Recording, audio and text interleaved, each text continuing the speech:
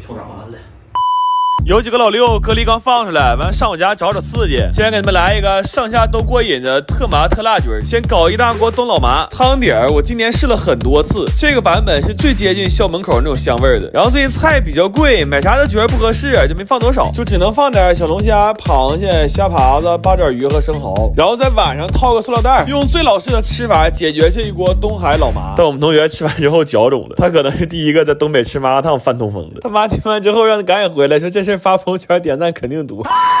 再来一个加麻加辣的全荤冒菜，先炒火锅底料，然后使劲放辣椒、花椒、麻椒，不要心疼皮燕子。然后牛肉、鱼片、大虾、鲍鱼、鸭肠、毛肚，这满满一大锅，看着好爽啊！这一大盆里唯一的素菜就是午餐肉、葱花、香菜。然后我今天才知道，大片毛肚原来是这么撕出来的，而且多细的丝都能撕，他是真心疼强迫症。完，最近学了一个茶百道的西瓜饽饽挨揍，那纯是因为我们街区普法工作做得好。还做了毛豆炸鸡小龙虾，这小龙虾生前是蓝色的，还挺招人稀罕。吃上小龙虾就期待夏天赶紧来吧。完前用了个巧克力瀑布鸡，结果一下给整冒烟了。刚开始还以为干冰呢，猛吸大口差点没过去，这给小胖窝囊的呀！他想在巧克力脆皮里加点瓜子仁，扒了2个小时的瓜子一动没动。开头那一句特别绝望的完了，就是他说的：吃好喝好，好好活呀。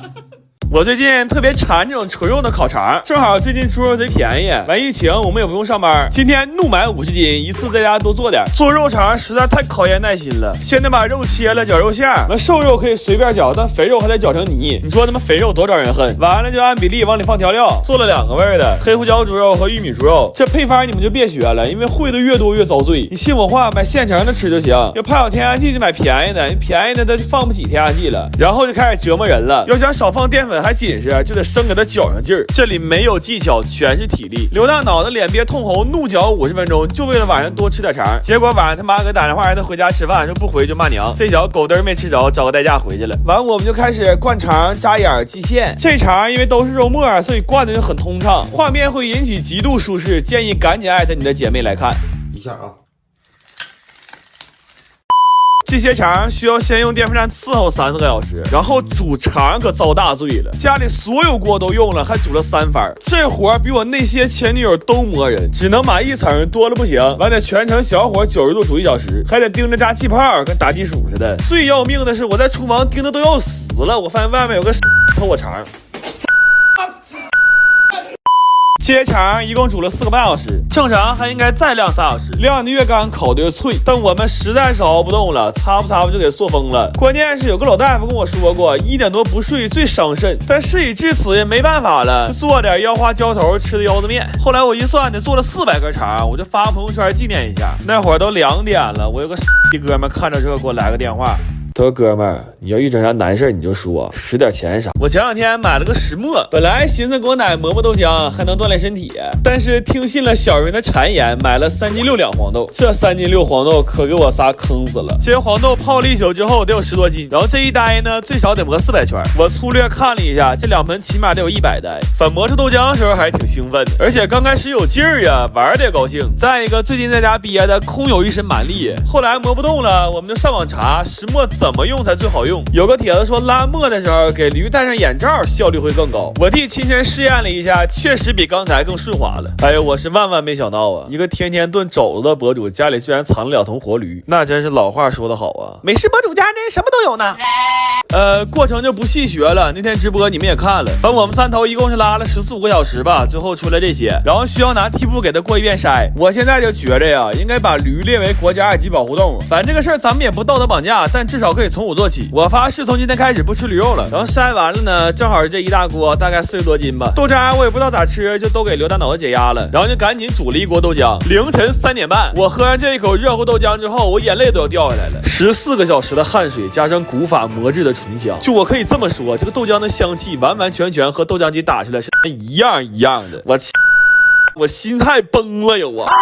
好在呀，我留了一手后手，反正都这个点了，咱们可以接着做豆腐。豆腐脑出锅还是挺板着的，但是必须得是咸卤。然后就把豆腐脑压豆腐了，我寻思我终于可以歇会儿了。万万没想到，豆腐篓里的水滋溜冒啊！4点半呢，我仨马上就脑出血了，还在这大狗治水呢。就我只能感慨一句：人间有爱，但水火无情啊！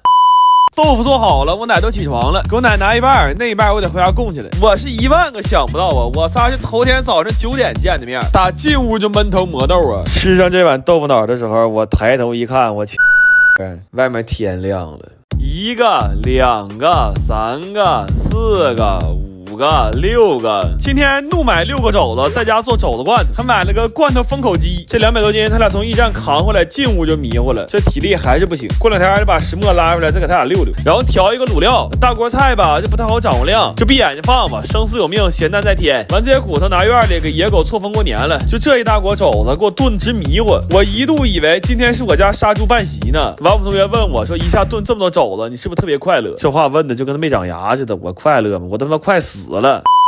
完熬点猪油，这到罐头里，等吃的时候可香了。猪油熬得多也做罐头了，等哪天手刺挠了再讲扒螃蟹，留着炒蟹黄，靠出来油嗦了实在太香。等不了过年包饺了，咱们撒点椒盐，然后撒点白糖，然后撒点白糖，最后撒点白糖。这糖吃有点费油了。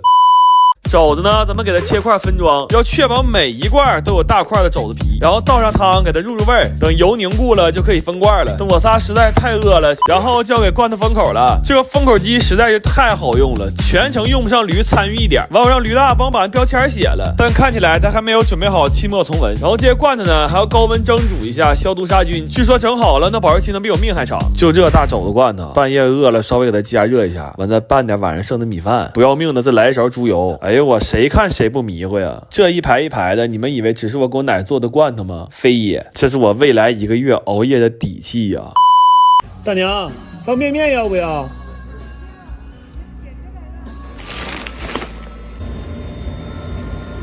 这里边有2个是我自己做的肘子罐头啊。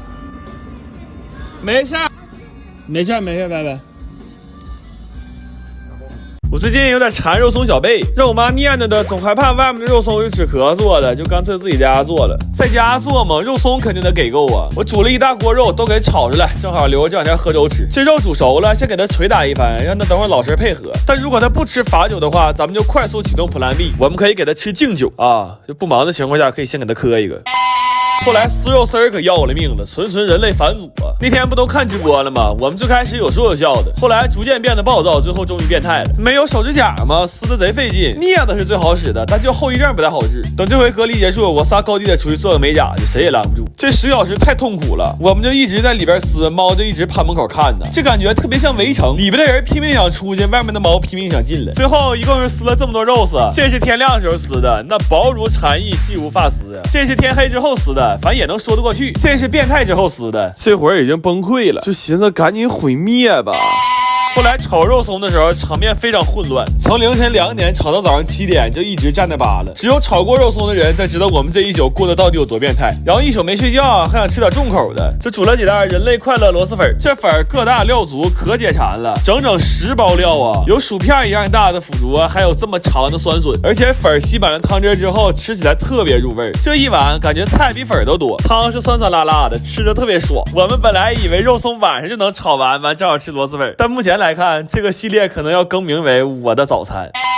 不过这一箱肉松看着可太过瘾了，给小贝先多抹点芋泥，完给蘸满蛋黄酱扔里轱辘去。这埋肉松里根本找不着小贝的感觉，太爽了。完我们寻思，反正这一顿是丁不愿意吃，就再快乐点得了，又做了炸鸡和奥尔良烤鸡腿。我吃上饭都恍惚了，我们头一天上午10点见的面，吃上这顿饭正好是第2天上午10点。就因为怕外面肉不好，完24小时没合眼。我寻思这不大吗？那肉不好不吃得了呗，遭这罪干啥呀？